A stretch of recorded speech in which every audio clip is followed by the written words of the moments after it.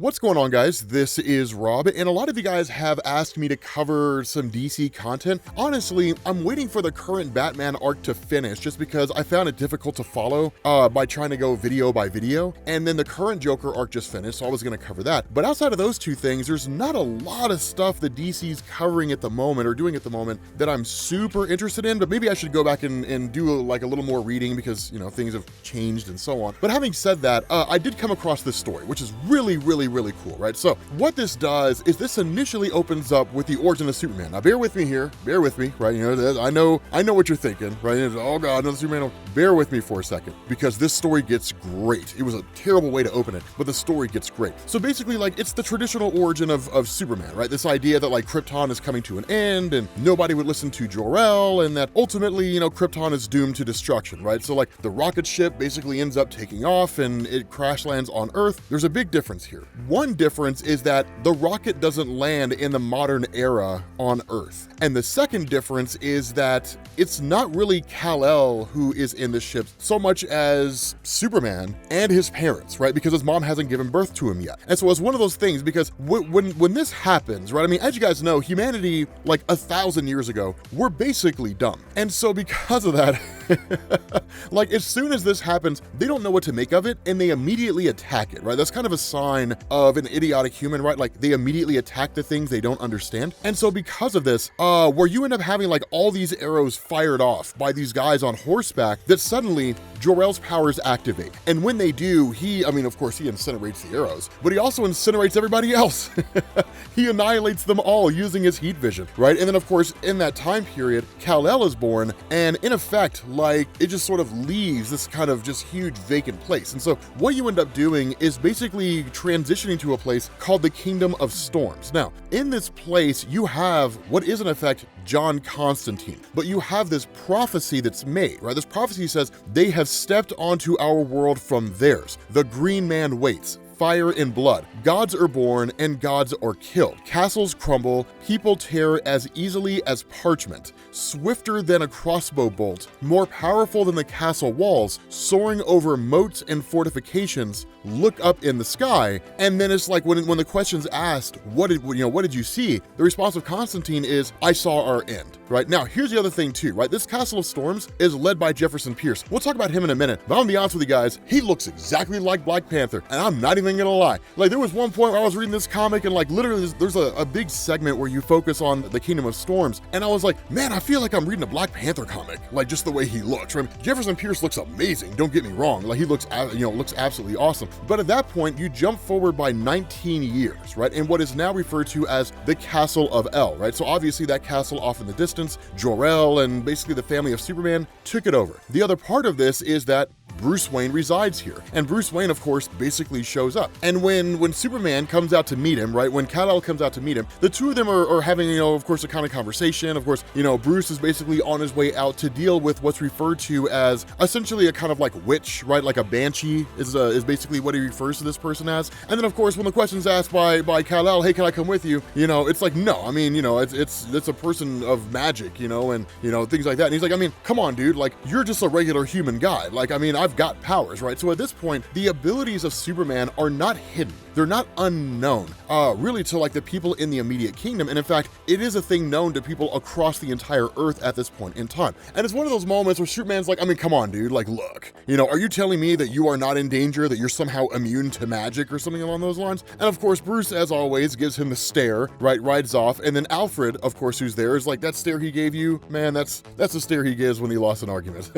And so what you end up doing is basically switching over to what looks like the Feist Village, I think is how you pronounce that. And it's one of those things where it's like, at this point in time, in effect, you have what are basically Robins, who really seem more like the maybe field marshals to a degree of Bruce himself, right? I mean, it's cool to see, right? You basically got you got Dick Grayson, you've got Duke, that kind of thing. There doesn't really seem to be any, I guess, references or any kind of a comparison to the closeness that Bruce has had to these different Robins over the years. So there doesn't really seem to be an indication that, like, Dick Grayson stands above the other Robins, right? He's like his lead Robin or anything along those lines. It's just they are people who are here, right? And that's essentially it. Now, of course, once they actually get to this inn where this Banshee is residing, of course, we basically find out it is this alternate reality's equivalent of Black Canary, right? Which is cool because it's one of those things where, because of the nature of the ability of magic, seemingly the family of Superman is as vulnerable to magic in this alternate reality as they are in the main DC universe, that people with magical abilities are not allowed in the kingdom. And that if somebody is in the kingdom who does have magical abilities, that they're usually rounded up and they're arrested. And that's basically it. Now, the other part of this is that Batman says magic and your kind are outlawed in this kingdom. So seemingly, it's not just people who can use magic, it's also people with powers, right? People with abilities. And so again, basically he tells her, like, you know, you will be treated less harshly.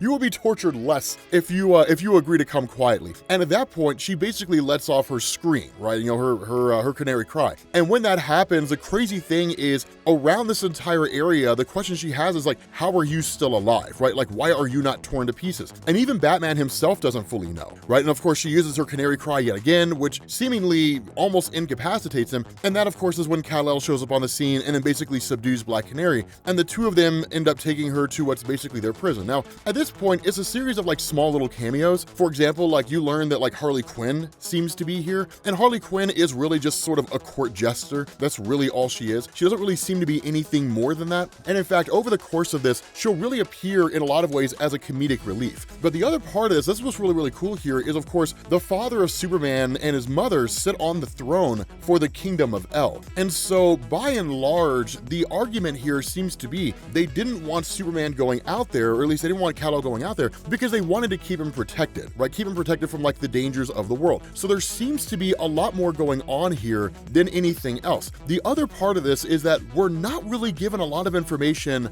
about Thomas and Martha Wayne. Instead, all we know is that seemingly they were the ones who ran the kingdom before basically Superman's parents showed up here, and that they have taken in Bruce Wayne as basically their ward, and that he's as much a part of the family as anybody else is. Now again, the details are a little sketchy here, right? They're not really hugely forthcoming. And so what you end up getting is a kind of argument that breaks out between Bruce and you know, Kal-El. Not a great big huge one, right? It's really more of this idea of like, you know, whether or not Bruce's representative is like an actual member of the family and different things along those lines, and that, you know, while he would kind of be like the heir for the new kingdom, the reality is that with Superman's parents on the throne and basically Bruce's parents essentially out of the picture, he no longer has an entitlement to the throne. But beyond that, even if the family of Superman are like, this kingdom is as much yours as it is ours, the reality is that he would be seen as a bastard, right? As like the non-biological child of this king and queen. So he wouldn't really be treated to the same level of respect by the people in the kingdom as like Kal-El would. And it's one of those things where Kal-El's like, I mean, look, man, it doesn't matter, right? Like, that's not relevant. What's relevant is you are as much a part of this family as anybody else. But the truth is that as far as Bruce Wayne is concerned, he was like, our traditions are rooted, right? They are steeped here, and we live and die by them, right? So, I mean, at the end of the day, like, it's one of those where it's kind of like, hey, man, I appreciate what you're saying, but you're wrong. It's like, okay, I appreciate that you're telling me that, man, but I'm not wrong. It's basically that, right? But just like in argument form.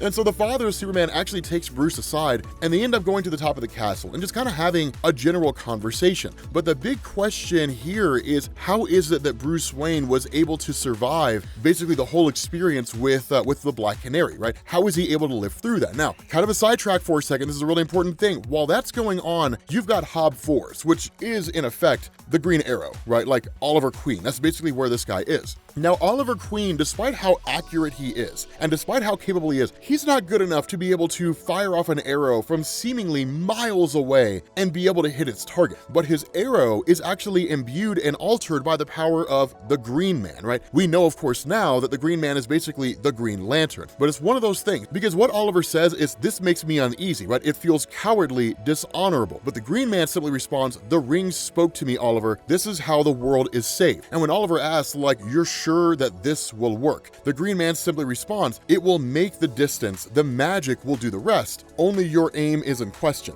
To which, of course, Oliver replies, my aim's never in question. But he basically fires off the arrow. Now, switch back over to Jor-El having this conversation with Bruce Wayne. He says, you knew you were a bastard that was never hidden from you or the kingdom. Thomas and Martha had too much misplaced honor for that. And he says, you are not a mistake, but what Martha and I did was. And basically he tells him, you are my son, Bruce, right? Essentially, Martha Wayne and Jor-El had an affair, and Bruce is basically the result of that affair. But before any other details can be forthcoming, the arrow of Oliver Queen meets his target and catches Jor-El right in the eye and basically kills him. Seemingly, the arrow was imbued with kryptonite energy and it killed Jor-El. So now he's basically dead and Batman is pissed. Now, at that point, what's kind of crazy about this is he literally gets the red eyes. So what this looks like between the whole thing with Black Canary and this moment right here where like his eyes are glowing red is that Bruce has at least half the power of Jor-El, right? He's partly Kryptonian in terms of his physiology. He's really close to like Jonathan Kent, basically, right? The biological son of Superman in the main DC universe, or at least the biological son of Superman and Lois in the main DC universe, right? He's half human, half Kryptonian. And so that's crazy because now it explains why he was able to do what he was able to do. At that point, you basically switch over to him just kind of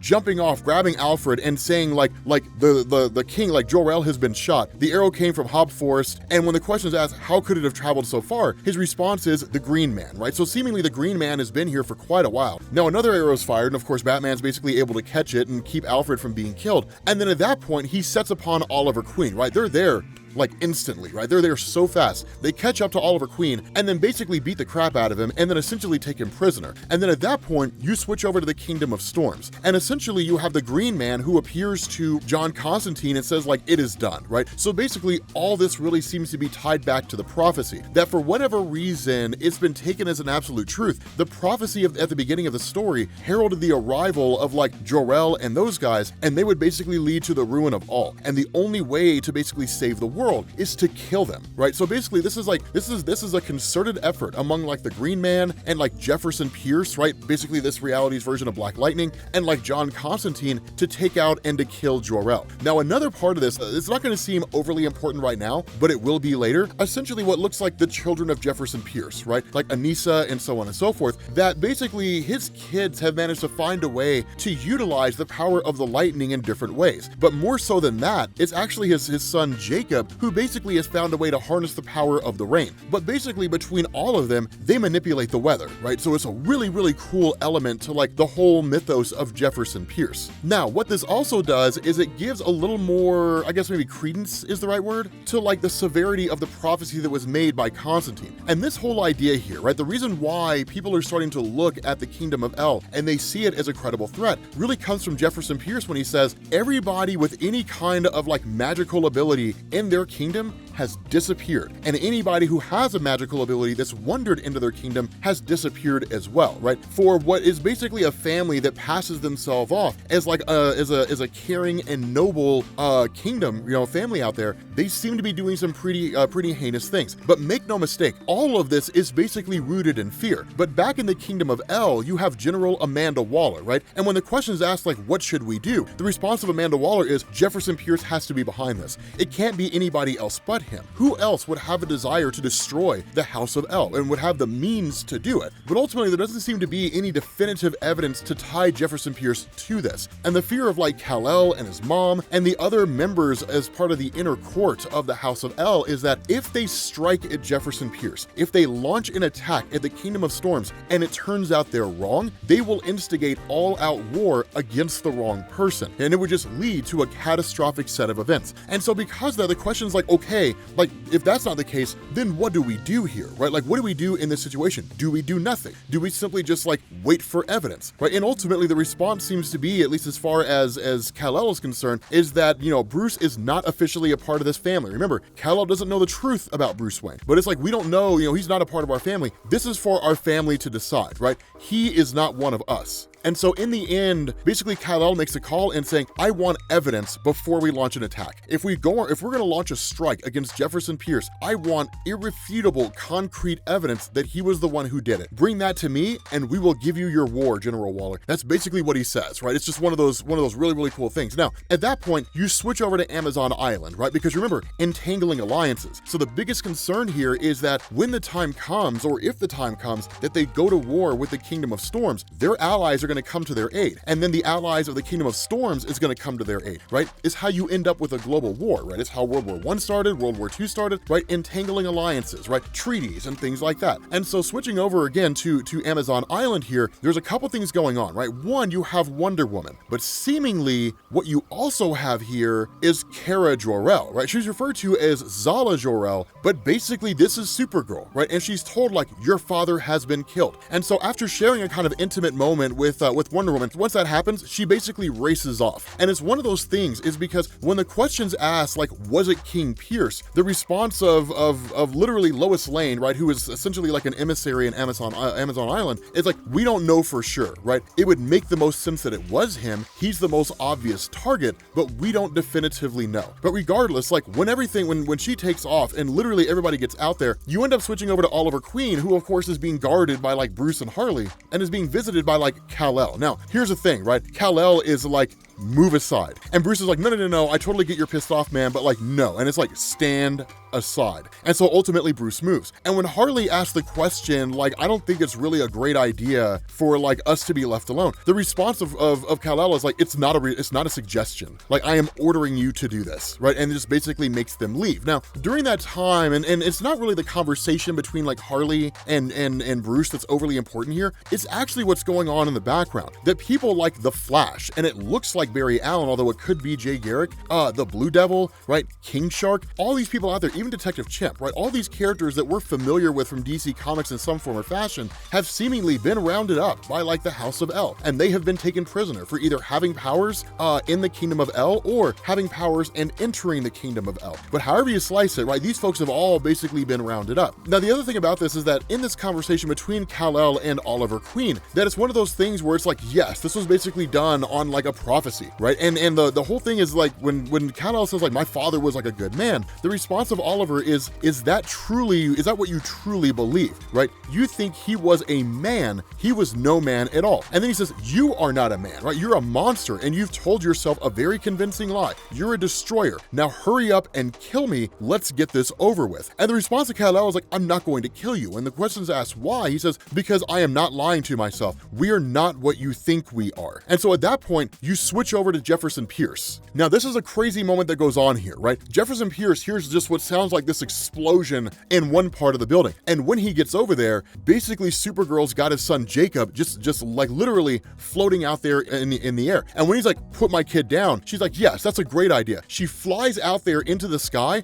and drops him to his death. And then at that point, like literally Jacob's is seemingly dead. Jefferson Pierce loses it and then attacks Kara. And then when that happens, she just kind of laughs and says like, it tickles, and then flies off, right? So the cool thing about this is that basically Supergirl is becoming like the dark and villainous version that you saw in like when DC did the New 52 and she became like a Red Lantern, like that kind of a thing, right? It's really, really awesome. Now, another thing that goes on here, and this is where the plot sort of thickens a little bit, is that in this whole conversation that you end up having, right, where it's kind of like Bruce basically talking to like the inner court and essentially saying like, you know, we need to go see like the House of Magnus, right? Or at least go to the lands of Magnus where the metal men reside, that kind of a thing, gather evidence and so on and so forth, do some investigating and whatnot. One of the things that happens is they talk about the nature of like prophecies and whatnot. And Superman says like, it's simply just a superstition, right? I come from a planet that doesn't have prophecies. And the response of Harley is, yeah, but like your planet blew up, right? So maybe it's not necessarily the best example. But one of the reason why this matters here is because seemingly the idea that like Clark, or at least Kal-El, is like from another planet, right? That like Jor-El and his wife are from a different planet, they're basically aliens on Earth, is seemingly known to the people here. Now, how well it's known to like everybody else, we don't necessarily know. I mean, just by the nature of the statements made by Oliver Queen, seemingly everybody else knows, right? That like they know that like basically Superman, his parents, they're not from Earth, but nonetheless, they exist here, and their existence essentially seems to lead to the ruin of everything by virtue of the prophecy that was made. So that's what's kind of interesting here, is because where you do kind of pick up with the Metal Men, obviously, they're all basically killed by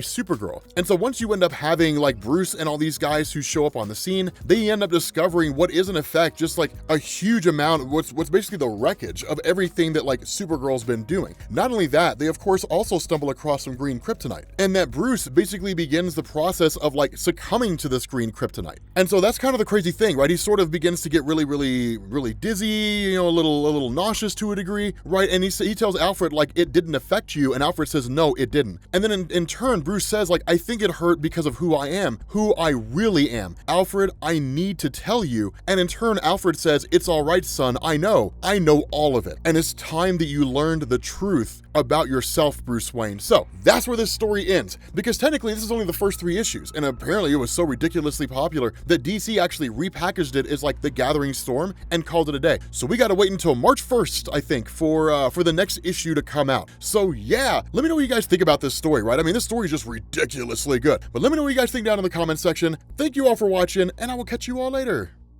Peace.